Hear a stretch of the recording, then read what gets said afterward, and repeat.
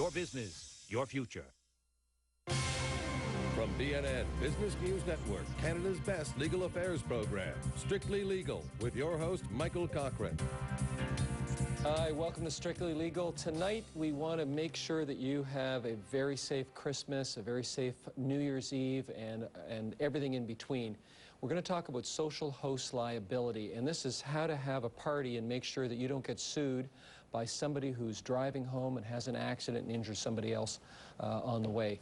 Lots of these cases that have happened. I've got a great guest with me this evening, Stacey Stevens from Thomson Rogers. Stacey, thank you for coming back. Oh, it's my pleasure. Thanks for having me.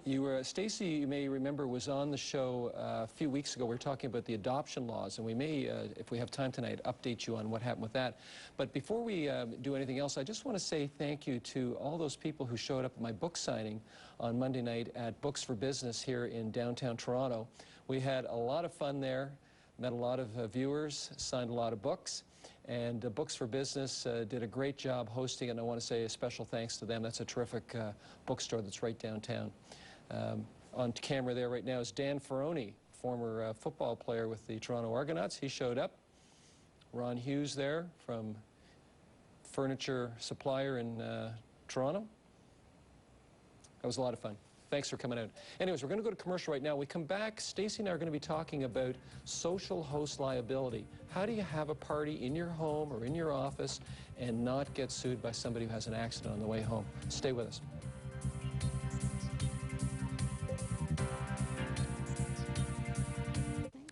Hi, welcome back to Strictly Legal. Tonight we are talking about social host liability. My guest is Stacey Stevens. She's with Thomson Rogers. Stacey, Supreme Court of Canada has actually given everybody some guidance on this issue of social host liability, and it involved the case of Zoe Childs. Yep. What happened to her New Year's Eve 1998? Well, in 1998, there was a couple who had hosted a party at their home, invited a number of people, including a longtime friend of the family. They'd known this gentleman for about 20 years, known that he had had a propensity for heavy drinking. He was an alcoholic. He had had driving while impaired charges. Prior convictions. Yes. He shows up at the party. He's already intoxicated, brings more alcohol with him. And a bucket of chicken. That's right. That was his contribution to the potluck dinner. And he shows up, and the party goes on for the evening. And he's downstairs. He's playing pool. He's drinking with the host. Later on in the evening, the defendant, he gets a little unruly. He gets kicked out. The last words that the host said to him was, "Are you okay, brother?" And he said, "Yeah, I'm fine." He actually walked him to his car, I think. Yeah. The defendant got in his car, drove away, ultimately had a car crash with Zoe Childs and rendered her a paraplegic.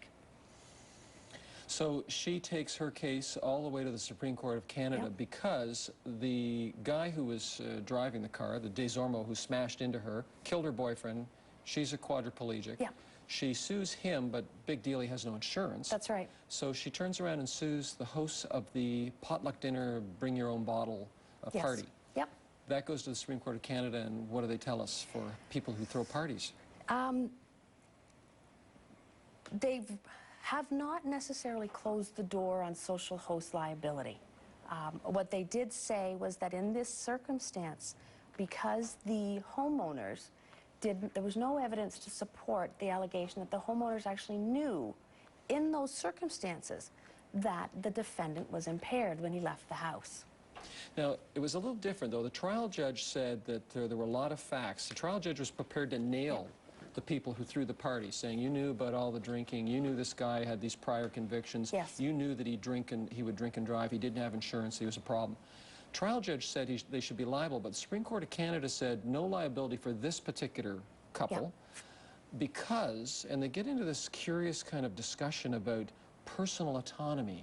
The people at parties have personal autonomy. What were they trying to tell us with that? Well, I think one of the things that they were trying to tell us was that, you know, people still have the right to make their own decisions and to sort of control their own actions. And to go as far as imposing social host liability simply for the fact that you have a party and there's alcohol served takes away the personal autonomy, takes it one step too far. But it takes it too far by saying to somebody who arrives at a potluck dinner, if you bring your own booze to this party, or you're even drinking somebody else's booze at this party, you're responsible for yourself. Yes. And if you leave and you hurt somebody on the way home, that's got nothing to do with me, even though I facilitated this, you know, your alcohol consumption. To a certain extent. And that's, I think, where the Supreme Court of Canada has left the door open in the child's case, is that there's one thing to have the party and to bring your own alcohol and to sit there and drink and everyone have a good time, but what the court will have to ultimately look at is the circumstances that led to the intoxication. What did the homeowner do? Did they serve the alcohol to the point of the person being intoxicated?